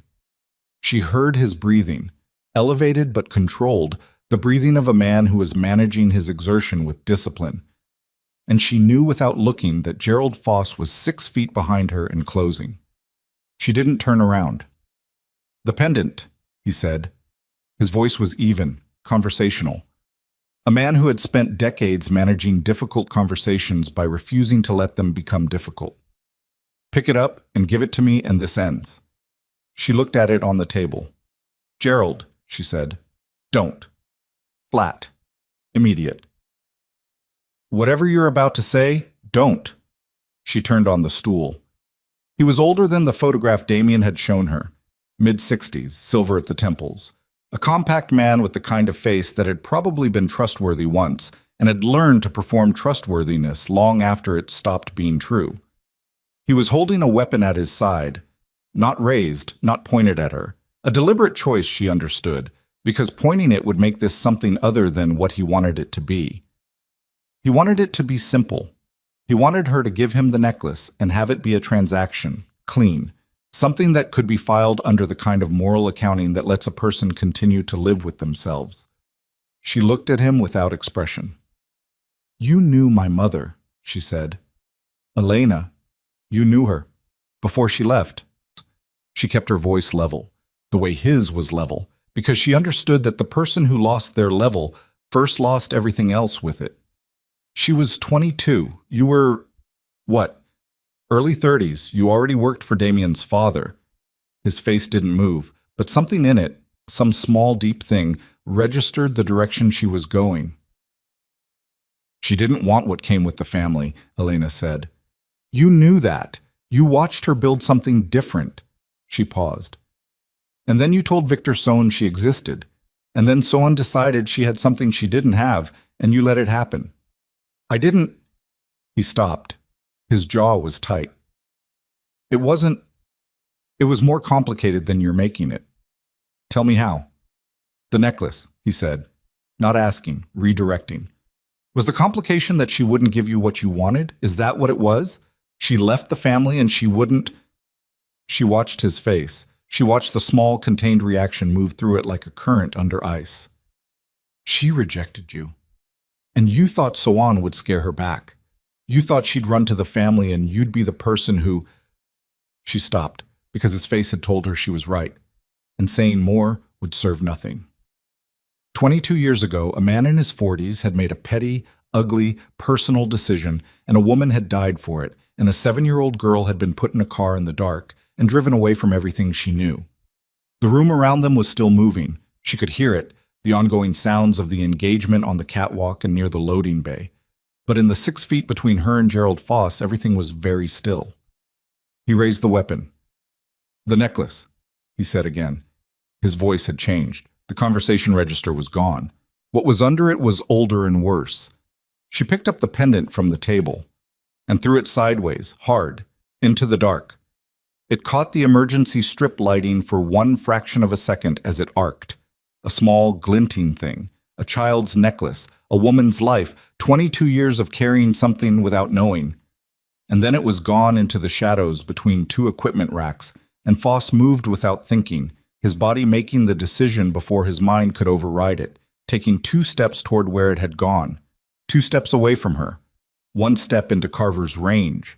What happened next was fast and not clean, and she didn't look away from it. Carver came from the right, 2 of Damien's other personnel from the left, and Foss was trained, and not young, but also not young enough. and the weapon discharged once. The sound of it inside the warehouse was enormous, a physical thing. And then it was over, and Foss was down, and Carver was standing over him with blood on his forearm from the discharged round that had gone wide and caught him on the way. Elena got off the stool. She walked to the equipment rack and got down on her knees and found the pendant in the dark by running her fingers along the concrete floor until the chain caught under her fingertips. She picked it up. She held it for a moment, crouched on the floor of a warehouse in the port district, and felt the weight of it, the actual weight, not the metaphorical kind. And it was the same as it had always been. Almost nothing. Less than nothing. A small thing to carry for 22 years. She stood up. The loading bay situation resolved itself in the way that Damien's people resolved things, efficiently and with the minimum of ceremony. And by 10:20, the Southeast team had been contained, 4 of them, the others having made the decision that the operation's terms had changed sufficiently to warrant departure. The catwalk team was intact minus Reyes, who had a broken wrist and was dealing with it in the clipped, irritable manner of someone who considered the injury an administrative inconvenience. Damien found Elena at the north wall, her back against the concrete, watching the room settle. He looked at her hands, at the pendant in her closed fist. "Foss," she said. "Alive." Carver was careful. She nodded. "The Southeast team, 2 of them have information we can use. The others, he paused. We're managing that." She didn't ask what managing meant. There were still things she didn't need to know. "Adrian," she said, "the release." Damien checked his phone. 10 minutes ago. It's out. Financial press, 3 independents, 2 regulatory bodies in different jurisdictions. Ruth Calloway confirmed distribution. He paused. "It's moving." She absorbed this. The thing her mother had built, in the last year of her life, reduced to an encrypted file in a child's necklace. It was out now. In the world. Impossible to put back. "They'll know it's out," she said. "The consortium. They already know. Our people are monitoring their communications. There's considerable activity. Are they going to move on us again?" "Not immediately. What's in those documents is going to require their full attention in the next several hours. Containment is going to take everything they have." He said this with the steady factuality of a man who had been studying an enemy long enough to know their capacity. "They'll come back, but not today." Elena leaned her head back against the concrete wall and closed her eyes for a moment. Just a moment. She heard someone across the room giving instructions. She heard Carver talking to someone about his arm in the tone of a man who was going to refuse medical attention and knew he was going to refuse it and was pre-justifying it to himself. She heard the bay door close with the deep mechanical thud of something heavy finding its seat. She opened her eyes. Damien was still standing there, watching her with the particular quality of attention he'd had since the courthouse steps. Like a man who had been looking for something for a long time and had found it, but hadn't yet stopped the habit of looking. "She was 22, Elena said. "My mother, when she left." "Yes. She just wanted a different life." "She built one." He said it plainly. "For 14 years. She did what she set out to do." Elena looked at the pendant in her hand. "Foss," she said, "he has to answer for it. Not to you, properly." Damien looked at her steadily. "That's your call to make." "Yes, it is." She closed her fist around the pendant again and pushed off the wall and started moving toward the center of the room, because there was still work to do, and the morning was still young, and somewhere out there, Adrian Cross had just burned his life down to a foundation of ash in order to do one right thing, and the consortium structure was beginning to come apart at the exposed joints, and none of it was finished yet. None of it was close to finished. She was almost to the center of the room when Carver's voice cut across the noise, sharp, clipped, the voice he used when the information was immediate. "We've got a problem," he said. "Adrian Cross just went dark. His phone, his tracker, everything, 20 minutes ago." He paused, and in the pause she heard what he was about to say before he said it. "And we just pulled footage from the building where he made the release. There were 2 men in the lobby when he came out. They were waiting for him." The room went quiet. Elena stopped walking. She turned to look at Damien, and he was already looking at her, and the expression on his face was the expression of a man who has just watched one problem close and another open, and understands that the second one is going to require everything he has left. Elena crossed the room in 8 steps and took the phone from Carver's hand and looked at the footage herself. Timestamp, 10:04 a.m. Adrian coming through the lobby doors with the particular exhausted forward lean of a man who had been awake for 30 hours and had just done the most consequential thing of his life. 2 men rising from the lobby seating. Not aggressive, not running, just rising and moving to intercept with the coordinated ease of people who had done this before and didn't need to hurry because they already controlled the outcome. Adrian looked at them. He didn't run. That was the detail that hit her. He looked at them, and he didn't run. She handed the phone back to Carver. Where would they take him, she said to Damien. If they wanted him dead, they'd have done it there. His voice was even, but she could hear the calculation running underneath it, fast and continuous. They want leverage, something to trade against the release, proof of source maybe, or someone to discredit the documents publicly. He won't do that. I know.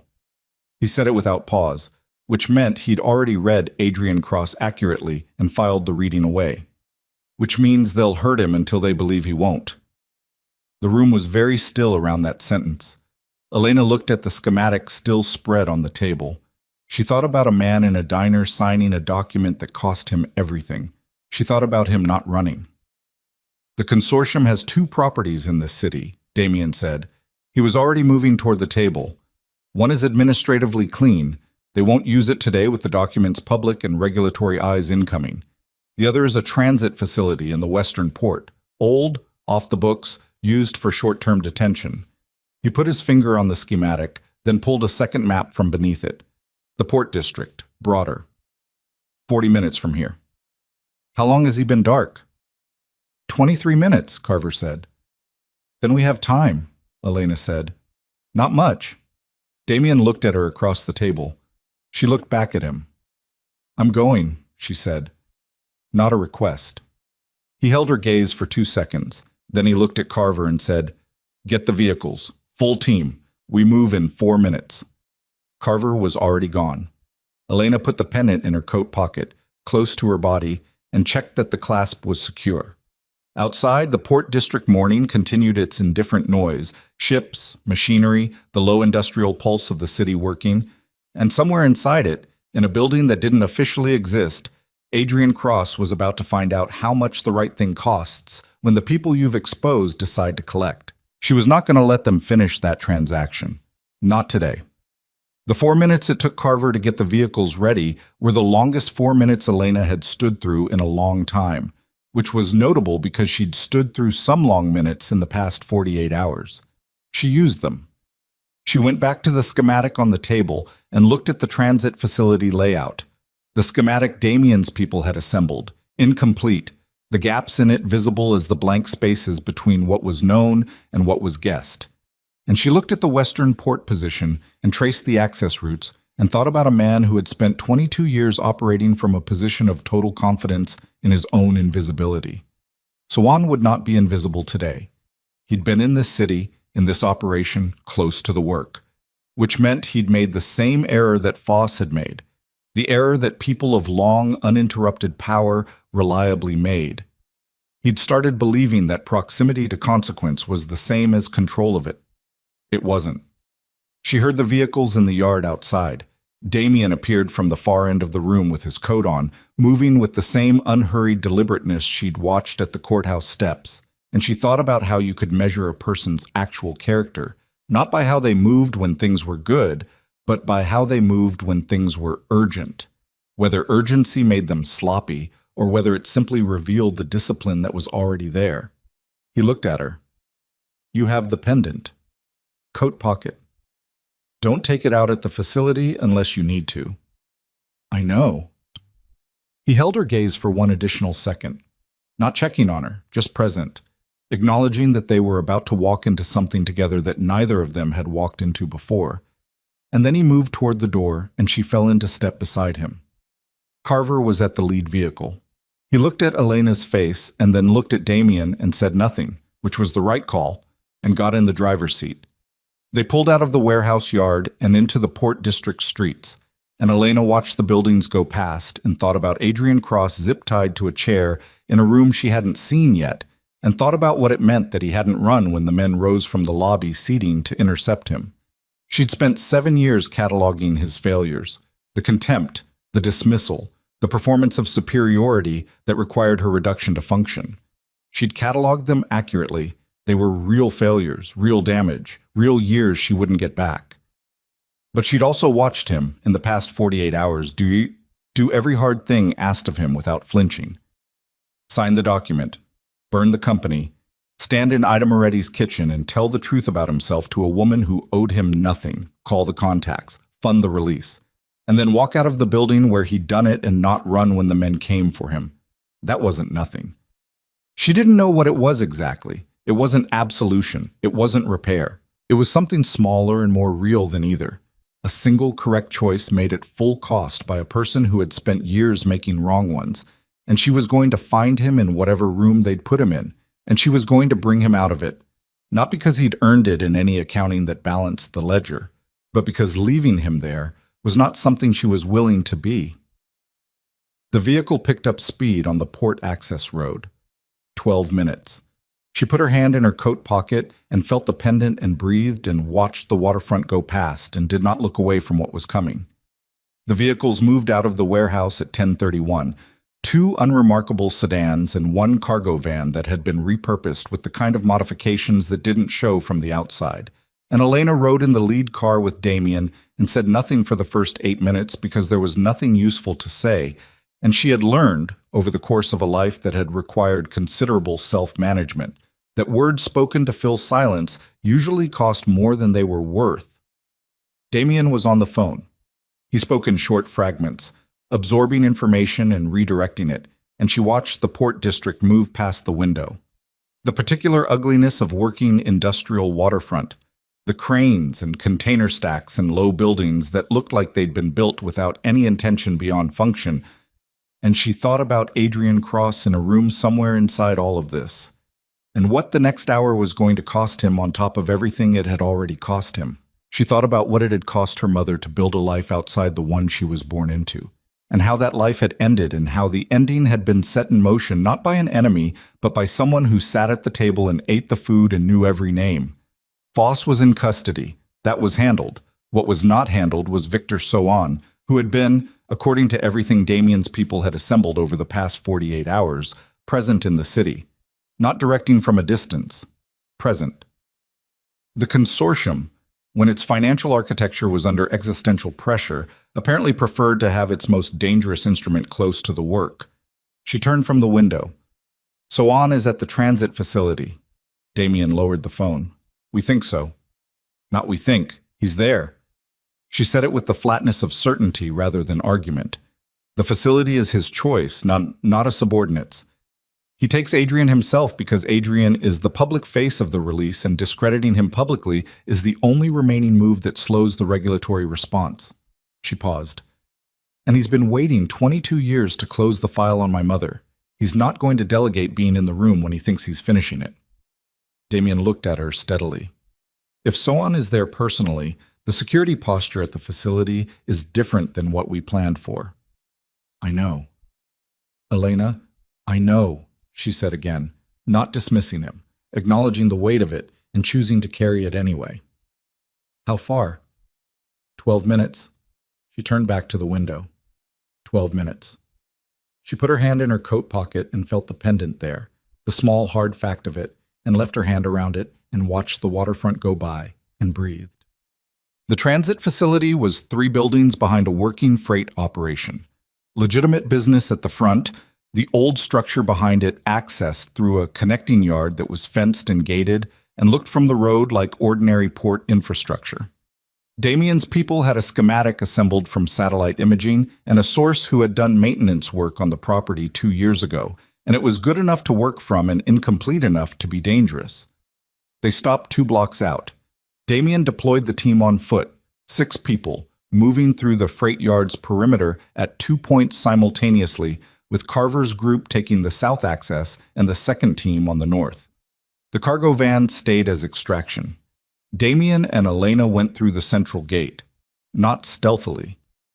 Through the gate, in the open, because Damien Moretti walking into a consortium facility without cover was the kind of event that created a 2-second window of pure confusion, the specific paralysis of people confronted with something so far outside the expected operational parameters that their training didn't have an immediate response for it, and 2 seconds was enough.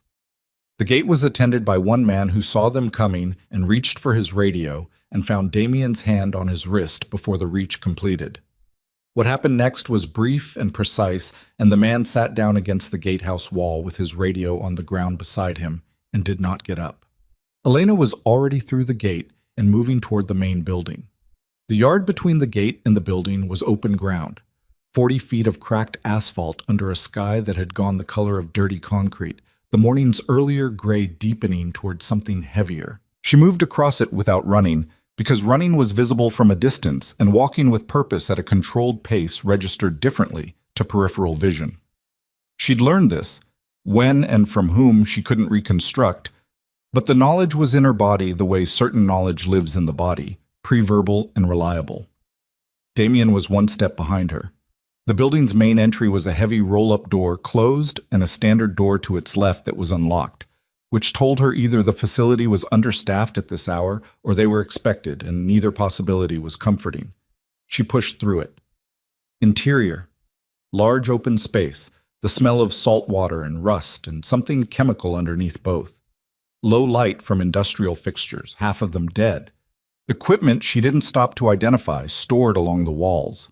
And at the far end, past a row of stacked pallets, a door that had light coming under it. Real light.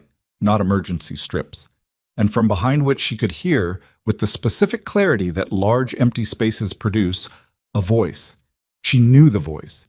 She hadn't heard it in 22 years, had been 7 when she heard it last, but the body holds certain sounds the way it holds certain smells, in a register that bypasses the rational catalog entirely and lands directly in the oldest part of the nervous system. Victor Sohn was behind that door. She felt Damien's hand on her arm. Not restraining, just present, a specific kind of contact that communicated awareness without instruction, and she registered it and kept moving. She pushed through the door. The room was a former foreman's office, maybe 30 feet square, with a window that had been painted over and a concrete floor, and one overhead light that was doing the work of 3. Adrian Cross was in a chair in the center of it. His hands were zip-tied behind him. His face told the story of the past 40 minutes in the specific visual language of impact and time. There was blood from his lip, dried now at the corner, and his left eye was beginning to close, and he held himself with the careful stillness of someone managing pain by not moving anything. He doesn't have to move. He saw Elena come through the door, and something in his face did something complicated and unreadable.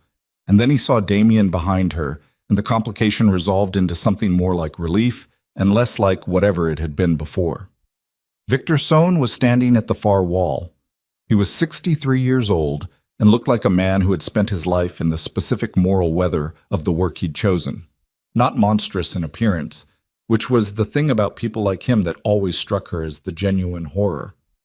He was compact and gray-haired and wore a good coat, and his face in repose had the quality of a man who had made peace with his choices, the way you make peace with something by simply refusing to look at it long enough that it stops being visible. He looked at Elena. He looked at Damien. He looked at Elena again, and something moved across his face that was the ghost of an expression, surprise, possibly, or the closest thing to surprise available to a man who had systematically eliminated it from his responses over decades. There were 2 other men in the room. They were against the left wall, and they were watching Damien with the attention of people doing a very rapid reassessment. "The documents are public," Elena said. She didn't announce it. She said it the way you say a fact to someone who needs to hear it stated plainly. As of 40 minutes ago, 2 jurisdictions, 5 outlets, 3 regulatory bodies. You know this already. Sohn looked at her. Documents can be challenged. Sources can be discredited. His voice was what she remembered, even managed, the voice of a man who had never raised it because he'd never needed to. Your friend here was about to help us with that. He wasn't going to help you with anything, she said. People help when they're asked the right way. Victor, Damien's voice from behind her. Just the name, just that, carrying everything he intended it to carry. The two men against the left wall made the decision simultaneously. She saw it happen, the exchange of a look, the reading of something in Damien's posture that completed the risk calculation they'd been running since the door opened. And both of them stepped back, hands visible, removing themselves from the equation with the pragmatic self-preservation of professionals who understood when an operation had concluded regardless of what their employer wanted. Soan didn't look at them. He kept his eyes on Elena. The necklace, he said. She reached into her coat pocket and took out the pendant and held it up between them. He looked at it the way he'd been looking at it, she understood, for 22 years, with the focused attention of a man for whom it represented not an object, but the termination of a problem that had outlasted every attempt to resolve it. My mother didn't have what you thought she had, Elena said. You knew that. By the time you found her, you already knew she didn't have the documents. Something shifted in his face. Small. Controlled. But you couldn't let her go, Elena said, because she'd seen you. Because the mistake of going to her at all was a mistake you couldn't leave standing. She watched him. You killed her to cover an error, not a threat. An error. And then you spent 22 years looking for me because I was 7 years old and I'd seen your face and you couldn't close the file. The room was very quiet. She built a life, Elena said. 14 years. She did everything right, and the reason it ended was not some grand conspiracy. It was your pride. She said the last word without heat, without contempt, just factually, the way a doctor describes a diagnosis. That's what this has been. 22 years of my life, my mother's life, all of it, because you couldn't accept that you'd made a mistake and walk away from it. Soan's jaw worked once. The necklace, he said again. Quieter now. A man returning to the only fixed point available to him. The data is already out, she said. The necklace is evidence in an active regulatory investigation as of 40 minutes ago. Taking it from me doesn't close anything. It just adds to what's already on the table. She lowered her hand and put the pendant back in her pocket. It's over, she said, and you know it's over. The question is what you do with that. Soan looked at her. He looked at Damien. He looked at the two men who had removed themselves from the wall, and at the door that had opened behind Damien and admitted Carver and two others who positioned themselves with the quiet efficiency of people who had been doing this kind of work for years. Victor Soan had spent 40 years being the most dangerous person in every room he entered. Elena watched him conduct his final inventory of the room he was currently in, and watched him arrive at the conclusion that this was not that room, and watched the arrival of that conclusion on his face. Not defeat exactly, but the specific expression of a man who has reached the end of a calculation and found that the answer isn't what he spent his life working toward. He sat down on the edge of a crate against the wall. Not dramatically. He just sat down, the way a man sits when he's been standing for too long. Carver moved forward. Elena turned to Adrian. She crouched in front of his chair and looked at his face. The blood, the closed eye, the careful way he was holding himself. And then she reached around behind him and worked the zip tie until it gave, and his hands came free and he brought them around slowly, the way you move things that have been in the wrong position for too long. He looked at her. She looked at him. There was a version of this moment that existed in the story she might have told about herself 6 months ago, where she would have felt something clean, vindication, or anger fully expressed, or some narrative satisfaction in the reversal of positions. That version didn't arrive. What arrived instead was more complicated and less comfortable and more true. She felt tired, and she felt something adjacent to grief for the years wasted in a marriage that had been constructed by people neither of them knew. And she felt, underneath both of those, a reluctant, specific acknowledgement that the man sitting in front of her had chosen, when it mattered, to do the right thing at the right cost. She didn't say any of that. She said, "Can you walk?" He tested his legs. "Yeah." "Then let's go." She stood. He stood, unsteadily, and she did not offer her arm, and he did not ask for it. and they walked toward the door together without ceremony. The regulatory actions began within the hour. Elena learned this from Ruth Calloway, who called Damien's phone at noon and read from a list in the brisk, satisfied voice of someone crossing items off a document she'd been maintaining for 2 years. 3 jurisdictions. Simultaneous. The consortium's financial infrastructure, exposed by the combination of Thomas's internal records and the data from the pendant, was too broadly distributed for any single legal action to have contained. But simultaneous actions in multiple jurisdictions meant that the quarantine happened everywhere at once, and the people who might have managed the damage in one place were managing it in 3 places and managing none of them adequately. Victor Sohan was processed and transferred to federal custody by 2 in the afternoon. He said nothing during the transfer.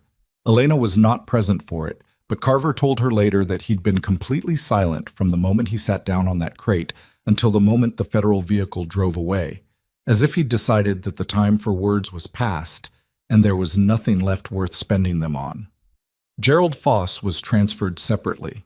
He did speak. He spoke at considerable length, in the clipped, precise manner of a man who had spent 40 years managing information and understood that the thing he currently had to trade was the only remaining currency available to him. Elena was not present for that either.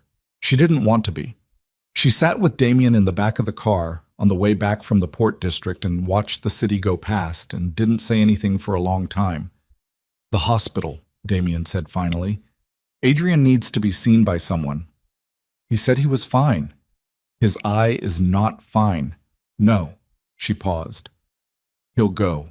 He's not the kind of person who refuses help anymore. I think that's new." Damien was quiet for a moment. "What happens to him?" "He disappears," she said, "from the world he was in. He doesn't have the company anymore. He doesn't have the network. The people who knew him in that world are going to spend the next several months trying to establish distance from the documents he helped release." She watched a traffic light change outside the window. "He'll build something smaller. Or he won't. Either way, it's his." "And you?" She thought about the question. It was a real question, not rhetorical. Damien asking what came next for her with the directness of someone who had been waiting 22 years to ask it, and had decided that waiting was no longer something he was willing to do. "I want to know her," Elena said. "My mother. The parts I don't have. The 14 years she spent building a life. I want the details of it. What she did. Who she knew. What she cared about." She paused. "Whatever you have. Whatever anyone who knew her has." Damien was quiet for a moment that had weight in it. "I have letters," he said. "She wrote to my aunt. Ida kept them."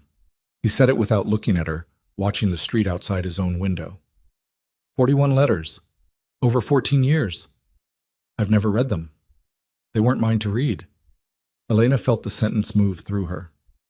"They were waiting," he said, "for you to be old enough and safe enough to read them yourself." She did not trust her voice immediately, so she said nothing, and the car moved through the afternoon city, and neither of them felt the need to fill the silence because they were 2 people who had arrived, after a very long time and by very different roads, at the same place, and they both understood that what came next did not need to be rushed. 3 weeks later. The investigation had names, and the names had attached to them the specific gravity of institutional consequence. Not the clean narrative of justice that stories tend toward, but the slower, messier reality of regulatory proceedings and international legal coordination, and the particular grind of institutions trying to process something that exceeded the parameters they were designed for. It would take years. Some of it would conclude incompletely. Elena understood this and accepted it as the nature of things in the world as it actually existed, rather than as anyone wished it to be. She was living in the house behind the mature trees. Her room, with its morning light that fell across the floor at the angle her body remembered before her mind caught up. She read her mother's letters in the order they were written, 1 or 2 a day, sitting in the kitchen with coffee at the table that was large enough for 8. Damien joined her sometimes. He didn't read the letters. They were not his to read, but he sat at the other end of the table with his own coffee and his own work, and the quality of his presence was something she found she did not mind. He didn't require anything from her presence. He didn't need her to perform. He'd waited 22 years. He was not, at this point, a man who wasted energy on impatience. Her mother's handwriting was small and precise, and sometimes ran to the edge of the page before concluding its thought, the handwriting of a person who had more to say than the paper allowed for. She wrote about ordinary things: a job she'd taken, a neighborhood she'd moved to, a book she'd read that reminded her of their grandmother's kitchen. She wrote about Elena twice in 41 letters, both times briefly. Both times with the specific restraint of a woman who understood that the fullness of what she felt could not be put on paper and sent somewhere, that some things were better held privately where they couldn't be intercepted or lost. Elena read those 2 passages 3 times each. Then she put the letters down and sat at the table and let herself feel what she felt, which was large and not clean and did not resolve quickly. She sat with it the way she'd learned to sit with difficult things, without rushing toward a conclusion or demanding that the feeling make itself useful. Damien looked up from his end of the table. He looked at her face. He didn't ask. He got up and refilled her coffee and set it in front of her and sat back down. That was all. That was exactly enough. Adrian Cross left the city 6 weeks after the Port District. Elena knew this because Ruth Calloway mentioned it in passing during a call about a regulatory timeline. The way you mention something that is simply true and requires no particular response. He had a conversation with Elena once before he left. Not planned. She was in the courthouse district, which she'd returned to for reasons she didn't examine too closely, and he was coming out of a building across the street, and they saw each other across the traffic. He crossed to her side. He looked different. The eye had healed. The expensive shirt was gone. He wore a coat that looked like it had been bought for function rather than impression, and it looked better on him than the expensive things had, which she suspected he would find darkly instructive if she told him. She didn't tell him. They stood on the sidewalk and the city went around them, and neither of them pretended this was casual. "The company," he said. "What was left of it? I signed it over to a liquidation trust. The proceeds go to the pension holders from the consortium's fund scheme." He said this not as confession or apology, but as information, something he'd done and wanted her to know he'd done. It wasn't enough. It's something. It's something, she said. He looked at her. The look of a man who has arrived, too late and by the wrong road, at an understanding of what he had and what he did with it, and who has decided that the only thing left to do with that understanding is carry it honestly. "I'm sorry," he said. Not the consortium thing, before any of that, for 7 years before any of that. He said it without qualification or context or any of the softening that apologies usually arrive with when the person apologizing is more interested in their own relief than in the person they're addressing. "You were never what I said you were. You were never close to it. I needed you to be, and that was my failure, not yours." She looked at him. "I know," she said. He nodded. He put his hands in his coat pockets. He looked like a man who had packed light for wherever he was going next. "Take care of yourself," she said. "Yeah," he said. "I'm going to try." He walked away down the block, and she watched him go, not with longing or regret or any of the complex emotions that the story of their marriage might have licensed, but with the plain and uncomplicated feeling of watching someone who had finally learned what it cost to be honest start trying to live with that knowledge. She hoped he managed it. She genuinely did. She turned and walked the other direction.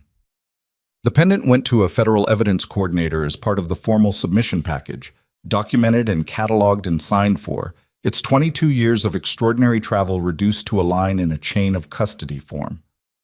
Elena signed the release for it without ceremony, in a government office that smelled of recycled air and old carpet, and walked out into the afternoon without it around her neck for the first time since she was 7 years old.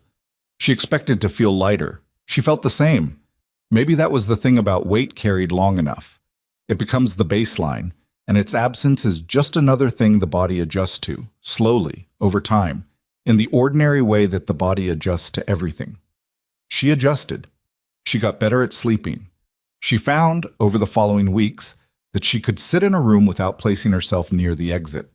She called Ida Moretti and went to the brownstone and sat in the kitchen. The sitting room was offered. She accepted the kitchen. and they talked for 2 hours about a woman named Carla who had been 22 years old and stubborn and funny and who had made her own choices fully, without apology, and who had loved one person above everything else she'd managed to love in a short life. Elena drove back from that visit in a car she'd borrowed from Damien's driver, and she pulled over once, on a bridge over the water, and sat with the engine running and the window down and looked at the city's waterfront and thought about being 7 years old in a car in the dark, not understanding where she was going, holding a necklace that was just a necklace. She sat there for a while. Then she put the window up and drove home. And it was the word that surprised her, not the direction, because she had not used that word in 30 years without it feeling borrowed, like a word in a language she understood but did not speak naturally. And she parked and went inside and found Damien in the kitchen at the table with his coffee and his work. And she sat down at her end of the table with 41 letters stacked neatly beside the coffee maker. And outside the window behind the mature trees, the afternoon light was coming through at the angle that her body had always known. And she picked up the next letter and began.